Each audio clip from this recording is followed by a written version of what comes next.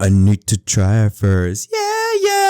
I swear, if I hear someone say that, I'm going to punch him in the face. That commercial's so annoying. Yo, what's up everyone? Welcome back to the episode of Inside the Lines. My name is Jet. Hope you're having a wonderful day. We have a lot to talk about regarding the Daytona 500 on Sunday. Lots of good things happen. Again, solid racing. Ricky Stenhouse Jr. wins the race. But there was a lot of controversy with the Daytona 500. Also known as the commercial 500. That was even trending on social media, which tells you how bad it was, at least from a social media's perspective. And it was all over on Instagram, Twitter, YouTube, Facebook. Anytime NASCAR, Fox, anybody posted about the Daytona 500 when it was running, always talked about commercials or ads and how get back to racing, stop with the commercials. Which was very interesting considering how a day later we get the results about the commercial breakdown. Now, if you watched the 500, I'm pretty sure some of you thought that the Daytona 500 was filled with too many ads, too much race coverage and all that stuff.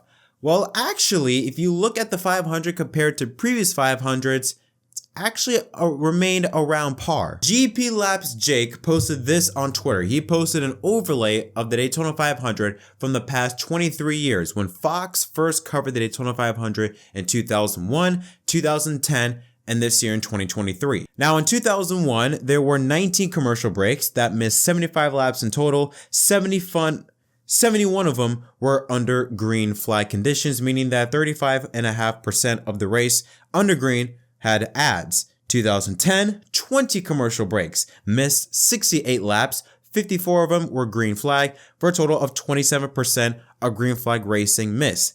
2023, 23 commercials, 78 laps missed, 58 green flag laps were missed, for a total of 29%. So it's actually decreased since 2001 and has remained on par from 2010. So what's the outrage then? What's the problem? I even said this in my review last night. What's the issue with this? If the commercials remain on par, why are so many people outraged? Well, I have a couple ideas, couple theories, but let's go over some of them. Let's first talk about what some of the fans were saying, that while yes, it may seem as though as the commercials were the same, overall, there was too much advertisement. There were these little commercial mini breaks where I think there was a Wendy's race break squaring up where they had an onboard of Noah Gragson. Then they had a Toyota commercial, advertisement when they only did onboards with commercial drivers. Then they had the Busch 401k that they aired, I think 5 or 6 times during the race. I think they even had a Subway right combination. I don't know if they did that for the 500, but they also have that going on. That was a lot, that was a concern from a lot of people, was like, yes, the commercials may be the same, but the overall amount of ads that were thrown at your face every 5-10 seconds was very annoying to the fans. Now, if you did watch the Daytona 500 at home and it seems as though that the first half of the race seemed overloaded with commercials, well, you're not wrong. Mike Joy was on Twitter last night basically trying to explain the reasoning for the amount of commercials. When talking about if the first half of the race seemed as though that there were so many commercials, Joy responded by saying, quote, "A conscious effort was made to front load the commercial breaks so that the last 20% of the race could be commercial free, except during cautions. Yes, this made it seem like there were more commercials than ever, but that's not the case." Which, yeah, I would agree with that. I definitely felt like the first half of the race, it just felt as though that there was a commercial every 6 to 8 minutes or 10 laps. Definitely, as we got closer to the ending of the race, there were a lot less commercials, but still, the first half was very annoying. At least it seemed as very annoying, but again, if you look at the statistics, it seemed as though that it's on par with the last 10 and even 20 years. So, all right, let's talk about the outrage. What's another part of it I think we need to talk about? Why did it feel like there were so many? Numerous reasons. Number one, I think when you talk about the race coverage is the timing of the commercial breaks. Again, Mike Joy did talk about the front load. Yes, while it's understandable, it doesn't make it less annoying that every 10 laps, bam, commercial, bam, commercial, bam, commercial. Another issue with that is also the timing of it. There were commercials that took place during green flag sequences. When that happened and they came back on air, they didn't really do a good job, at least I believe, of actually covering everything that happened during the commercial break. Now, what about side-by-side commercials? Well, remember, during the race, there was a crash, I think with 12 laps to go in stage 2 involving Ryan Blaney and Tyler Reddick, and that happened just as Fox went side-by-side. Why didn't they cut out? Again, Mike Joy explains. Yesterday, I learned we can't just punch out of a side-by-side commercial break in progress. Only a full screen break. Nod, I don't know the mechanics of that. We tried. Sorry. So apparently, in a weird way, Fox cannot cut out of a side-by-side commercial, but they can cut out of a full screen commercial. I didn't know that was a thing, but apparently it is. But yeah, so we talked about the first two things, why they can't cut out a side-by-side, the timing of the commercials. Not only that, the in-race commercial ads, but also the repetitive amount of ads. I swear to God, anytime I think of Coca-Cola now, it's that stupid, that commercial ran 15 times in the race. Busch Light with the 401k and all that stuff was the second most, I think with 11 times it was on air, and Geico was third. Which I'll be honest, I don't even remember Geico airing a commercial, so that says a lot. All right, so we discussed those issues, but I want to be on the defense for the commercials.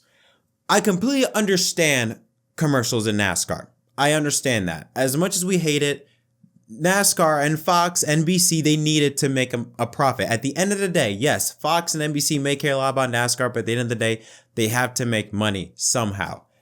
Doing commercials is the best way, and quite frankly, really the only way to make money, especially once on network television. At least on cable, even though I don't think there is a decreasing amount of commercials shown, at least in cable, you have a subscription with USA Network or FS1. If you're on Fox or NBC, you don't need to pay cable, you just need an antenna. So they have to find a way to make money somehow, which is through commercials and or in-race ads. I understand that. Now, some people say, well, what about F1 on ESPN? You know, why, how come they're able to air commercial-free coverage? Well, you have to understand the load that ESPN has to deal with compared to what Fox and NBC. Fox and NBC pay each, I think, more than $200 million a year for NASCAR. ESPN pays, what, 60 to 70 million? Not only that, there's a huge difference in how much each pay to their respective series. What ESPN pays, not only in rights, compared to what Fox and NBC pays, they pay for rights and production costs. With ESPN, all they air is a world feed. ESPN is not like what NBC did or what the Speed Channel did, where they had their own announcers, had their own pre-race and post-race shows, had their own graphics, had their own in-race reporter. They didn't have any of that. They just aired a world feed. The only thing that ESPN touches with F1 is two things: the mother's transition and Nicole Briscoe, introducing them and thanking them for watching the race. That's it. That's all ESPN does. Fox and NBC, not only do they have to pay the $200 million just to get the rights for NASCAR, but they also have to pay for their own cameras, their own production crew, those massive giant trucks, the cable, the graphics coordinators, the graphics designers, the audio guys, the producers, directors, on-air personalities like Mike Joy and people like that. They have to pay for all of that. All of that is paid for by Fox and NBC. So when you're paying so much money just to get into the sport and to broadcast it, yeah, you're gonna need a way to find a way to make money back. They can't just keep spending money. That's not even including what Fox did this year with Daytona, including the set design and all of that stuff. That also costs a lot of money. So that is where I'm on the defense with NASCAR. I think it's a very unfair comparison for what F1 on ESPN does compared to what Fox and NBC does with NASCAR, because Fox and NBC pay way more into NASCAR than what ESPN pays for F1. Now, is there a way that Fox and NBC can go commercial free, or at the very least go side by side? The only way that will ever happen is if NASCAR takes the F1 route. F1, they have their own cameras, their own graphics, own producers, own everything. The only way NASCAR can have commercial-free races is if they do the same. Is if instead of Fox and NBC taking care of the production, NASCAR takes care of the production, and they tell Fox and NBC, hey, just have your announcers and just air their feed out to America and around the world. We'll take care of the production stuff, just air the feed. That's the only way I think NASCAR can have commercial-free races without going to a streaming platform, without going to Amazon Prime, things like that. If they stay on network television or cable television, the only way you can have commercial-free or side-by-side coverage is if NASCAR takes control of the production crew. Another thing I have to say in defense of the commercials is that in other sports like football, basketball, baseball, they do have those TV timeouts. Now, yes, you can make an argument for other sports that they don't go to commercial during play. Now, yes, they do have commercials whenever there's a timeout, change of possession, end of quarters, and half times. They have a lot of breaks. NFL has a lot of breaks. We use that for example, a lot of breaks to get commercials in. NASCAR doesn't have that. They don't have, yeah, they got stage breaks, but it's not like every time they throw a caution out, like it's not like you can just predict, all right, every 20 laps we'll throw a caution.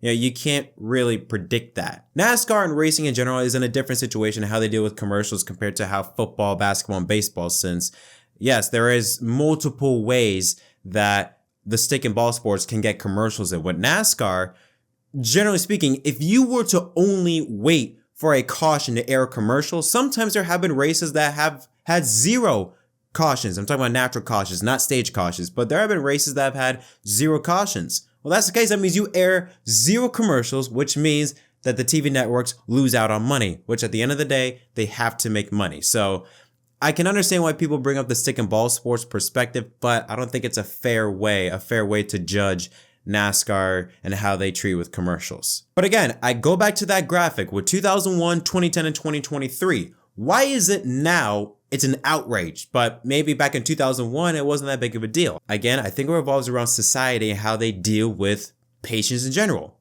What do I mean by that? This is what I mean. According to a study on Weisel, apparently our attention span has decreased greatly since 2000. In 2000, our attention span was 12 seconds. Now, 15 years later, this is 2015. This is not even including today. Is now down to just over 8 seconds. In fact, scientists reckon we now have shorter attention spans than goldfish, who are able to focus on a task or object for 9 seconds. Why is that? The internet, this video, TikTok, Instagram, Twitter, YouTube.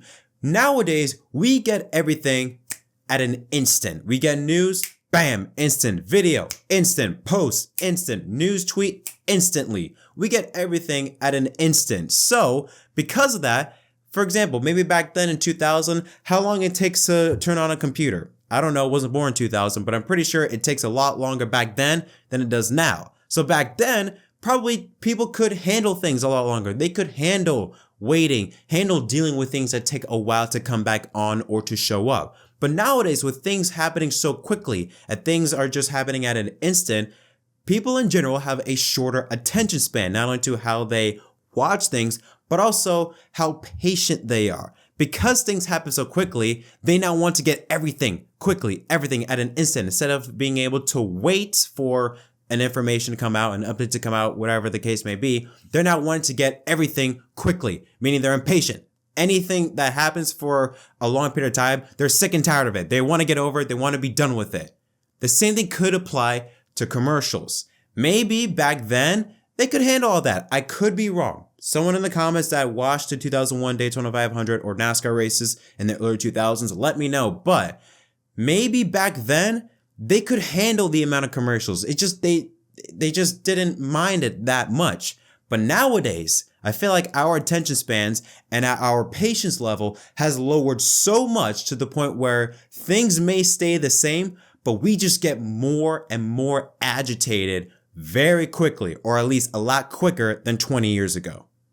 But that's just a theory that I have, because it is very interesting that commercials have changed barely for 20 years, and yet we're getting more and more annoyed with it. We weren't annoyed with it in 2001, but we're very annoyed in 2023. Now, again, I think, it has to do with a lot of things. Again, when you consider the fact that you look at F1, they do have the luxury of commercial-free coverage. Also, when you look at today's society, like with YouTube videos, Twitter videos, and things like that, ads nowadays are 15 seconds, and you can skip them. Maybe you get a 30-second ad, but that's it. You do not see 90, maybe 2.5 minute commercials anymore on YouTube or any type of social media platform. It's 30 seconds max, maybe, before you get what you want. So you have that.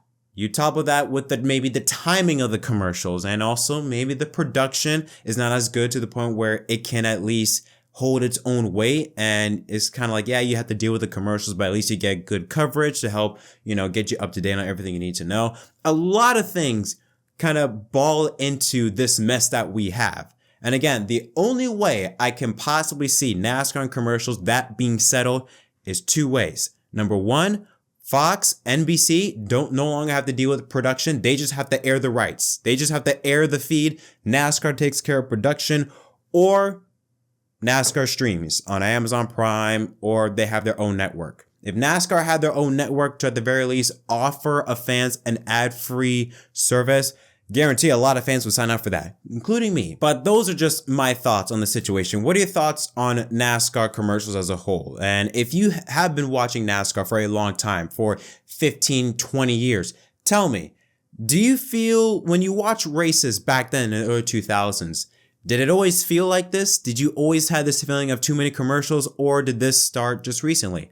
Love to hear your thoughts in the comment section down below. Until next time, my name is Jett from MDK. Don't forget to leave a like and subscribe for more content, and I'll see y'all next time.